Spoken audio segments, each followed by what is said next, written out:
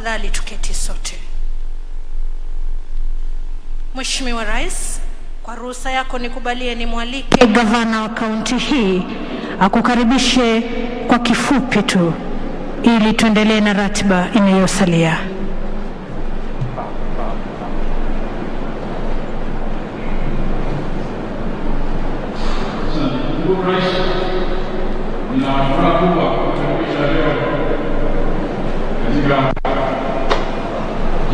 Lamu kusherehekea ufunguaji na mwanzo wa operesheni katika bandari hii ya Lamu. Miaka 10 iliyopita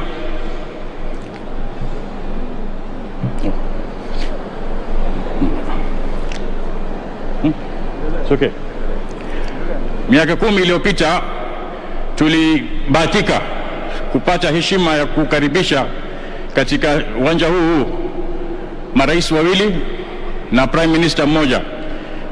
Rais wa kwanza akiwa ni Rais Kibaki wetu na Rais Salva Kiir kutoka South Sudan na prime minister wa Jamhuri ya Kidemokrasia ya Ethiopia. Wakati huo ilikuwa inaonekana kama ndoto kwamba tuko hapa kwenye kichaka, hapa ni msitu, kwamba tuna plan port ya bath 30 na mambo kama hayo.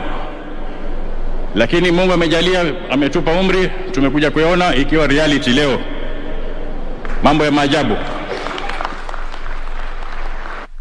Lazima tukupongeze Mheshimiwa Rais, baada ya kumshukuru Mungu kwa juhudi zako kucommit wakati wako na resources zetu katika kuendeleza jambo hili, na pesa nyingi sana zimeingia hapa, karibu bilioni 55 tukizungumza sasa, na bado itaendelea kujengwa. Ikiwa Mombasa paka leo inajengwa, na hii pia pesa itakuwa zikiingia kuboresha hii port paka ifike vile itafaa kufika. Mheshimiwa, ningependa kuchukua nafasi hii kutambua viongozi ambao wamekuja kututembelea siku ya leo na kusherehekea na sisi maendeleo haya ambayo tumebahatika kuyapata. Niko na magavana wenzangu kadhaa, nimeomba wasimame niwajulishe wananchi watambue. Tuko na Governor Kiptis wa Baringo, Bwana Lenkolal from Samburu, Mr. Kuti, Dr. Kuti from Isiolo, Mudhomi Njuki from Tharaka-Nithi, Captain Ali Roba, Governor of Excellency from Mandera, jirani yetu Governor Dado yuko hapa pia, from jirani Garissa, Mheshimiwa Ali Korane from Kwale, mzee Governor Buria na Governor Kingi from Kilifi wako hapa. Vile tuko na Governor Nderitu Muridhi kutoka Laikipia, pia amefunga hiyo safari kuja hapa. Hao wote ni stakeholders wa LAPSSET, because LAPSSET sio Lamu peke yake, ni hiyo corridor yote, na wote wataathirika. Tunatarajia kwa njia nzuri na kupata maendeleo katika hiyo sehemu ambayo mpita. Vile tuko na first governor wa Lamu, Mr. Isa Timami yuko hapa, tungeinuka watu wakuone. Tuko na wajumbe county women rep, Madam Roida Obo, tuko na Mheshimiwa Mudhama mbunge wa Lamu West, na Senator Anwar Oloitiptip yuko pale. Lazima pia mzee tutambue juhudi Madam Sofia Abdi from Ijara, ama sasa ni county sawa, jirani yetu pia. Ningependa pia Mheshimiwa, kwa ruhusa yako, kutambua juhudi za first chairman wa LAPSSET, Ambassador Mudhaura, na chairman ambaye yuko wakati huu Bwana Titus Ibui. Wote hao wamejitolea sana, pamoja na maofisa wao kina Mr. Kasuku na wengine ambao wote wamechangia kufanya jambo hili lifaulu. Mheshimiwa, tunafuraha sana. Hii ni golden chance tumepata sasa, opportunities ya watu kujiendeleza.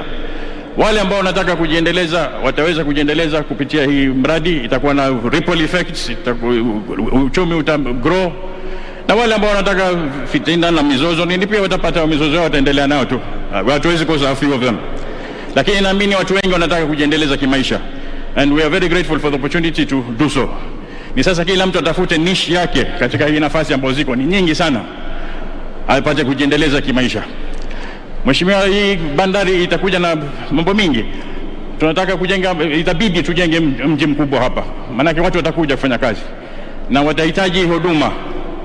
Na sisi census tulifanya 2019, hao watu watakuja between now and 2029, they will not be reflecting in the population figures. Kwa hivyo ile equitable share yetu haitaweza kutoa huduma kwa hao watu. Tungependa serikali yako itusaidie with special allocations kufanya ile mambo ya dharura ambayo tukiendeleza tutakuwa na mji mzuri, investors watatamani kuja kuishi hapa, watu watatamani kuja kufanya kazi hapa, ndio ipate kufana. Na singependa kuchukua wakati mwingi sana. Viongozi hapa wamesema tukuombe utupe appointment, kama ukija August tuje Mombasa tukuone, tupate kuzungumza yale mambo mengine. Kwa hayo machache, Mheshimiwa, ningependa kwa ruhusa yako nimkaribishe Waziri Uhuru Yatani aendeleze program pale tumefika. Acha kukaribisha.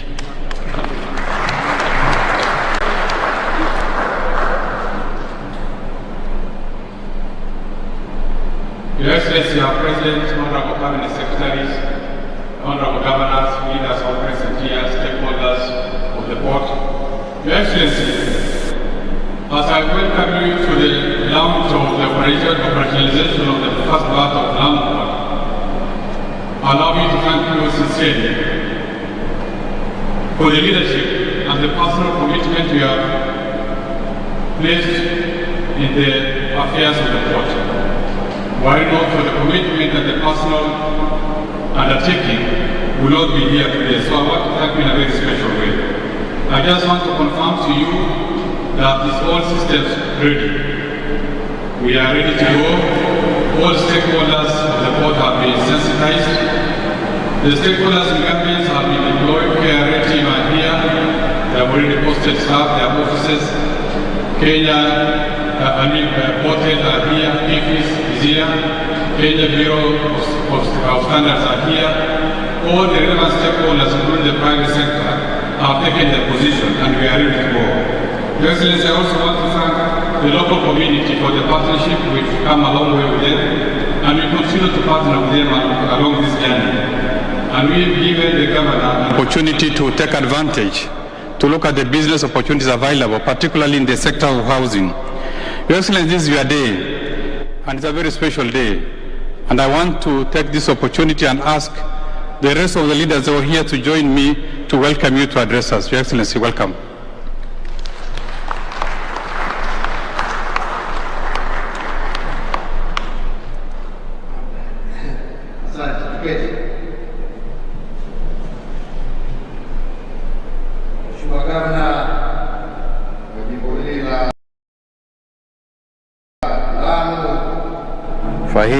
Yasin Twaha, gavana wenzako ambao wamekuja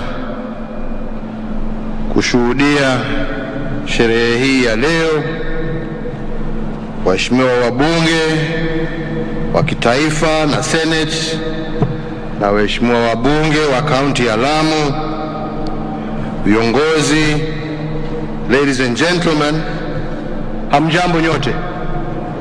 Hamjambo tena. Asanteni sana. Today, the journey that was commenced by my predecessor, President Mwai Kibaki, who together with the Prime Minister of Ethiopia at the time, Meles Zenawi, and the President of South Sudan, Salva Kiir Mayardit, we're here to break ground for this project. For a variety of reasons, the project was not able to take off. But today, after a long journey, we are here to make that dream a reality. A new chapter unfolds today in the development and transformation of Lamu, a chapter now that joins the transformation that is taking place in every part of our country. From Lamu here to Lodwar, from Namanga to Nadapal, from Meru to Mbalambala, the role of every generation in expanding the frontiers of our nation is affirmed.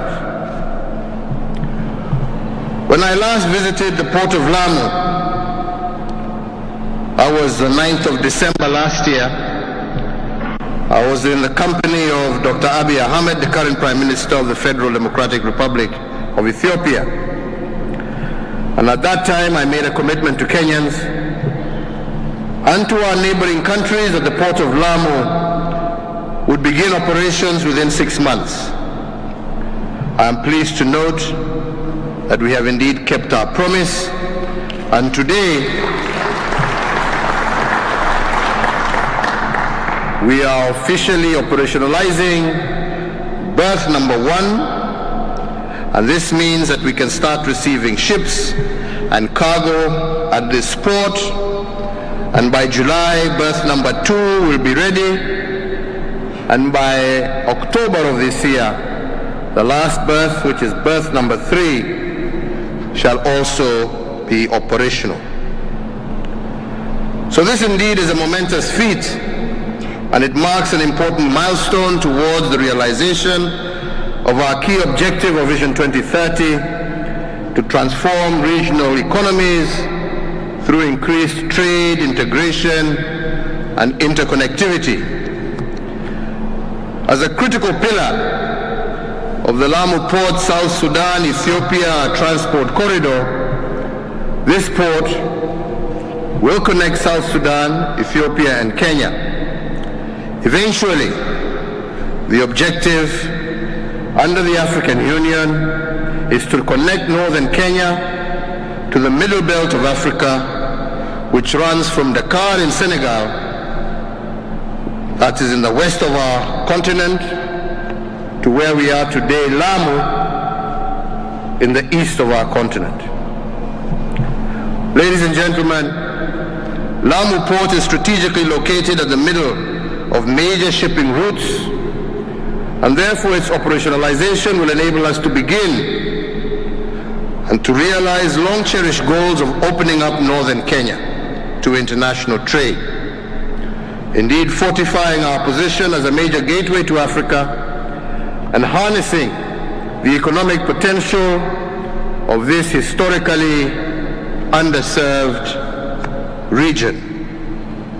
With one of the deep water harbors on the east coast of Africa, Lamu Port has the potential to become a premier transshipment hub for all cargo destined for the continent. Furthermore, Lamu now joins the port of Mombasa as being a key entry and exit point of cargo deep into and out of Africa's hinterland. Ladies and gentlemen, every day the clock resets and with it comes a new dawn. With every sunrise comes new opportunities, but also new challenges. Daybreak manifests new hope and new beginnings, offering us the opportunity to ask ourselves, what can we do better, and what new ground can we break so as to expand the possibilities of our motherland, Kenya. As we witness this operationalization of the port, I remember some doubting Thomases who questioned its viability and wondered if we would ever be utilized, wondering whether it would ever be built. They can stop wondering. We are here. And those who doubt its viability, just as they doubted our ability to build it, will also be put to shame. We have many examples from our history as a country which give me confidence that this port is an investment that will fully deliver on its promise. And let me just share two examples from the transport and logistics sector. In March of 1978, when only about 50,000 passengers a year passed through Embakasi Airport in Nairobi, President Kenyatta opened the 2.5 million passenger per year international airport, Jomo Kenyatta International Airport. Many people were skeptical about the viability of the new airport, terming it a white elephant. However, in no time, the airport became an important regional hub for both passenger and freight traffic, and 42 years later, JKIA was handling 7 million passengers a year before the COVID pandemic hit, and now is ripe for major new expansion. Similarly, in 1978, amid strong opposition from petroleum industry players, Kenya constructed its first 14-inch diameter petroleum pipeline from Mombasa to Nairobi, covering 450 kilometers. 30 years later, in 2018, to cope with increased demand, a second new Mombasa-Nairobi pipeline of 20-inch diameter was constructed. A second pipeline and a third one have been constructed between Nairobi and Eldoret and between Nakuru and Kisumu, respectively, to handle the fast increasing volume of traffic in petroleum products. Today, the Kenya Pipeline Company is one of the most important assets of our nation.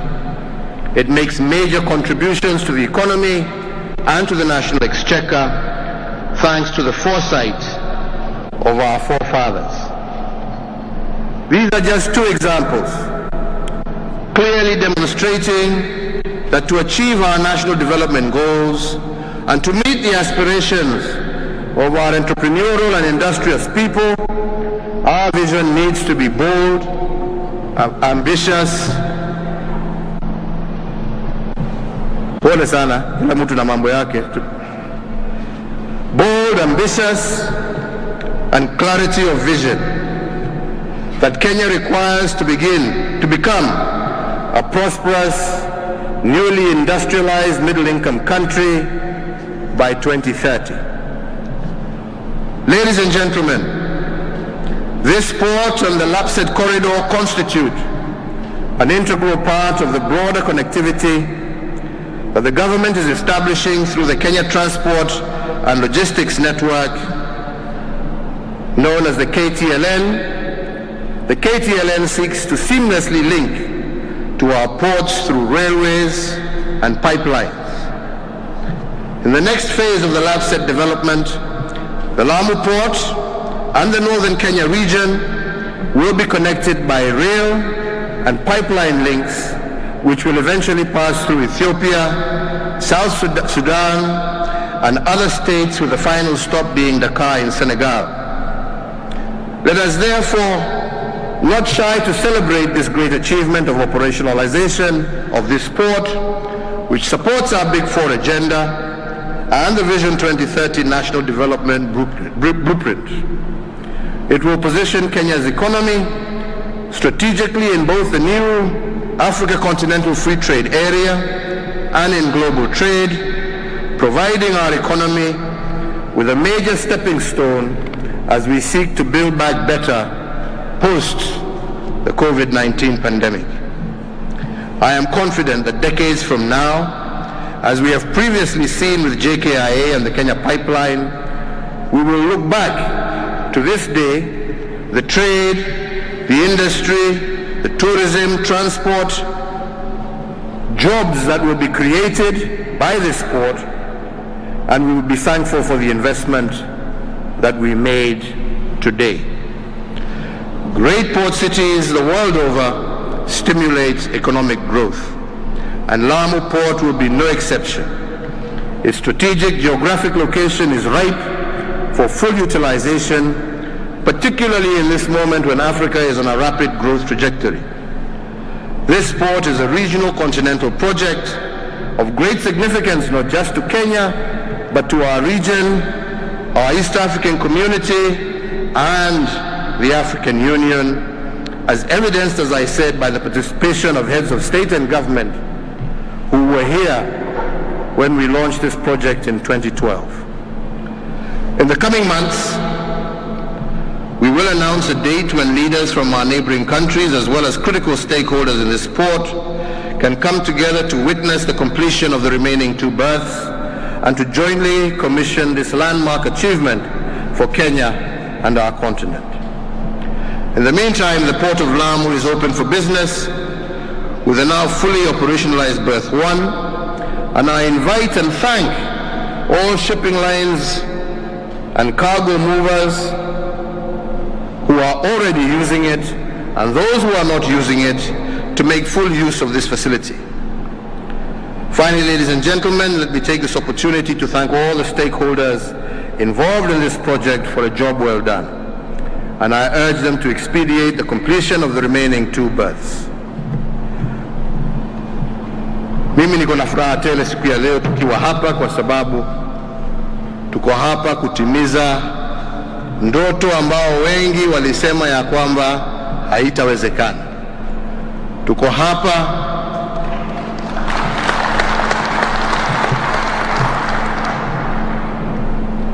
kuanzisha hii berth ya kwanza ya port yetu ya Lamu, ambaye haitaleta maendeleo tu hapa Lamu, lakini na vile mumeona tukiwa pamoja na viongozi wengine ambao watafaidika, viongozi kutoka upande ya Turkana kuja Isiolo, Samburu, Meru, Tharaka-Nithi, Garissa, Mandera. Hawa wote na wananchi wa sehemu hizo watapata faida kwa sababu ya mradi huu ambao tunauanzisha leo. Sisi ndoto yetu ni kuona ya kwamba tumeweza kumaliza umaskini katika taifa letu la Kenya, na njia ya kumaliza umaskini na kuhakikisha ya kwamba tuko na utajiri wa kutosha ni miradi kama hii. Leo hii nimeanza safari yangu kule Garsen na tumekuja na barabara kutoka Garsen mpaka hapa kwa bandari hii ya Lamu. Nyote mwajua hiyo safari ilituchukua muda, pamoja na kusalimia na kusimama na kusalimia wananchi witu Hindi tukija, ilituchukua saa 1:30. Wengi wenu mnajua ya kwamba hiyo safari, muda ambao sio mrefu sana, ilikuwa safari, ikiwa ni bahati ni safari ya siku mzima.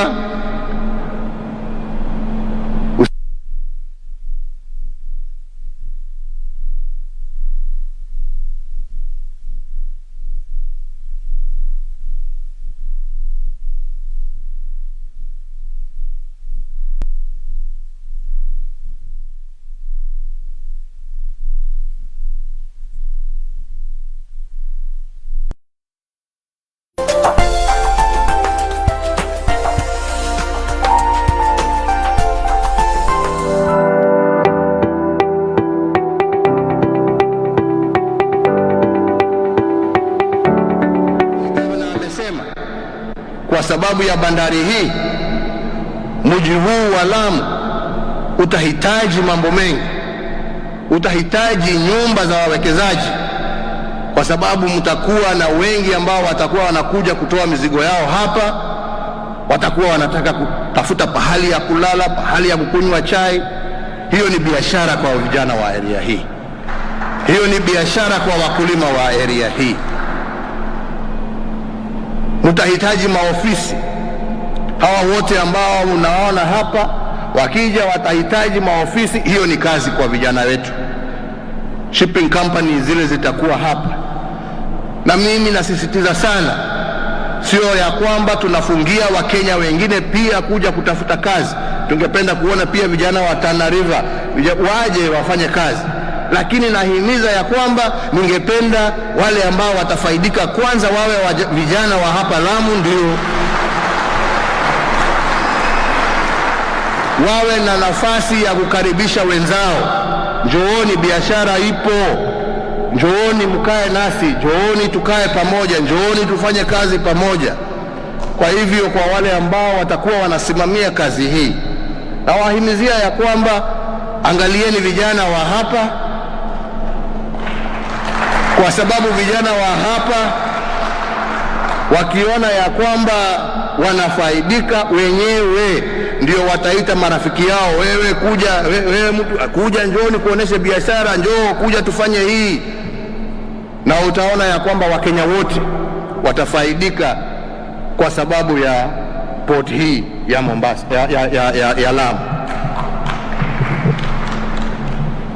Na ndio mambo haya yaweze kutendeka, hatujamaliza kazi. Na gavana, mimi nakwambia, tafuta wawekezaji wa kuja kujenga manyumba hapa, vijana wapate kazi, na sisi tutaungana pamoja na wewe kuhakikisha ya kwamba tumekuletea, tutafute maji, ndio kuwe na maji ya kutosha, tulete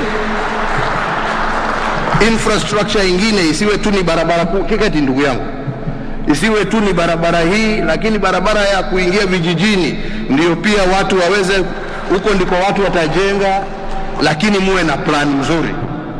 Msije sasa kujenga kihovyo hovyo, jengeni vizuri. Leo hii pia nimeanzisha barabara ya kutoka hapa Lamu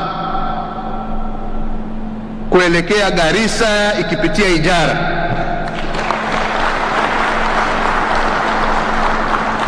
Chapter 1 ya barabara hiyo, phase 1 rather, itakamilika mwaka ujao. Mwaka ujao watu wataweza kutoka hapa Lamu na kufika Garissa kwa muda mchache mno. Hiyo ni biashara kwa wenzetu wa Lamu, lakini hiyo pia ni nafasi ya wenzetu wa Garissa, wenzetu wa Mandera, wenzetu wa Samburu, wenzetu wa Laikipia kusafirisha ng'ombe zao, zinakuja zinapokea hapa, wanaenda kuuza huko nje za nje, badala ya kung'ang'ania hapa kupigana hapa, kuiba ng'ombe za wenzako. Sasa wewe njoo upange. Nilikuwa sitaki kusema ni nani nilikuwa natajia, lakini wanamwambia sasa ajipange, aanze kufundisha watu yake wakose kuiba ng'ombe. Sasa watengeneze yao wakuje. That is the future my friend, not kuiba ng'ombe 2-3. Nonesha ukuja hapo utume nje. Ama ni namna gani wenzangu? Si ni hivyo? Na hiyo ikifanyika ni maendeleo kwetu sisi wote, ni sisi wote tutafaidika. Pia katika huo ujenzi wa hiyo barabara tutajenga barabara zingine za kuimarisha usalama wa area hii. Tutajenga hiyo barabara ya kutoka hapa Lamu mpaka Kiunga. Hiyo itasaidia sana wananchi wa area hiyo, na pia itatusaidia kwa usalama. Na mambo haya tunafanya ndio vijana wetu waweze kufaidika, kwa sababu vijana, nataka niwaambie kwa uhaki, hamtafaidika kwa maneno, mtafaidika kwa kazi. Na tuna imani na amani ya kwamba miradi hii yote ikiisha, nafasi za kazi zitakuweko. Nafasi za kazi zikiweko, itatusaidia pia kwa usalama, itatusaidia pia kupigana na mambo ya madawa za kulevya, kwa sababu mambo haya yatendeka kwa sababu vijana wanaona hawana lolote lingine lile la kufanya. Miradi hii itatusaidia kupambana na mambo haya ya madawa ya kulevya, kupambana na mambo haya ya uhalifu, kwa sababu sasa vijana wako na kazi ambaye ni secure, ambaye ni nzuri, ambaye anaweza kulisha hata akienda nyumbani kwa mama amefurahi kwa sababu wamekuja na kitu, watoto wamefurahi kwa sababu wako na uniform mpya. Hiyo ndio maendeleo tunataja, ama ni namna gani? Ama mwasemaje jameni? Na nyinyi pia mjue ya kwamba kati yetu kuna wale ambao hawafurahii maendeleo, kwa sababu maendeleo yawaondolea zile kazi za uhalifu wanafanya. Ni jukumu yenu wenzangu kusaidiana na maofisa wa usalama kuhakikisha ya kwamba tumeng'oa hawa wachache wahalifu watoke kati yetu na vijana wetu, kwa sababu tusiseme ni kazi ya polisi. Hakuna mhalifu ambaye hana dada ama ndugu. Hakuna mhalifu ambaye hajazaliwa na baba na mama. Kumaanisha nini? Nyinyi wakaaji mkikubali kuungana pamoja na maofisa wa usalama, hawa watu hawatakuwa na nafasi ya kuja kutuharibia kazi. Na ndio maendeleo hayo.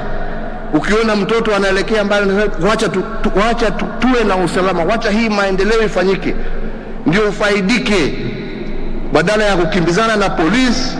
Uwe unaenda kazi zako, unakuja unastarehe jioni, unafurahia familia yako, badala ya kuingiana na hii magaidi ambao hujui kama leo uko hai, kesho uko hai. Sasa hiyo ni kazi gani jameni? Tuachane wenzangu na tusaidiane. Mtasaidia sisi? Mtatusaidia? Na ndio sasa tuweze kuwa na nchi ambayo iko na amani na iko na maendeleo. Kwa hivyo wenzangu, mimi sitaki ninene zaidi ya hapo. Yangu tu ni kusema furaha ni mingi. We are very happy. Na mimi sina shaka ya kwamba kwa sababu huu umeisha, wale nilikuwa naita doubting Thomases walikuwa wanasema hauwezekani, kwa sababu mradi huu umeisha, kwa sababu tayari hizo barabara ambazo nawaambia zimeanza kufanyika, yale mambo watu walikuwa wanasema haiwezekani.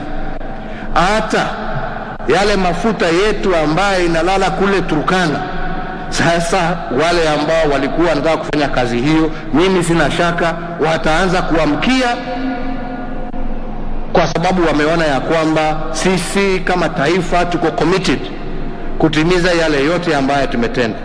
Na hiyo mafuta ikipitia hapa, hiyo ni kazi kwa vijana wa Turkana, kwa vijana wa Isiolo, kwa vijana wa jameni, wacha nimeongea kutosha.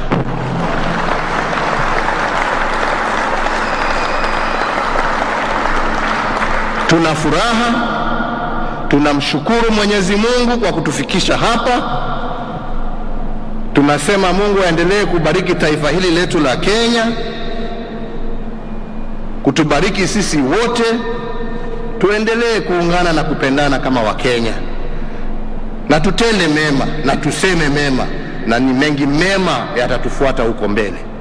Kwa hayo machache, ni furaha yangu kutangaza kirasmi ya kwamba bandari yetu ya Lamu kutoka leo saa 10 kamili iko wazi kwa biashara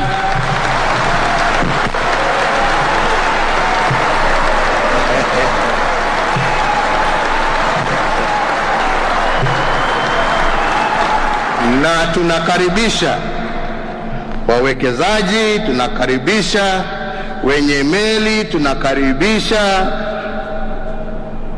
wafanyabiashara kutoka kila sehemu ya dunia waje watumie hili bandari na waweke hela zao hapa. Pamoja na wao tujenge Lamu, tujenge Kenya yetu. Na mimi sina shaka leo hii pia ni huo mwanzo wa kuhakikisha ya kwamba ile lugha ya marginalization, ya kwamba kuna sehemu za Kenya ambazo zimesahaulika, hiyo tumeanza kuziba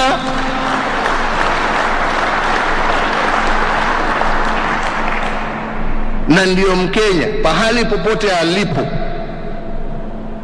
ajisikie yeye ako na anafurahia taifa lake kama mwenzake ambaye anaishi katika sehemu zingine huko. Marginalization, we don't want that word ever again. We want to hear now about Kenya, equal opportunity, equal development across the country. Hiyo ndiyo furaha yangu na hiyo ndiyo safari ambayo tumeanza, na Mwenyezi Mungu akitusaidia ndio ile safari tunataka kutimiza. Asanteni sana na Mungu awalinde. Asante.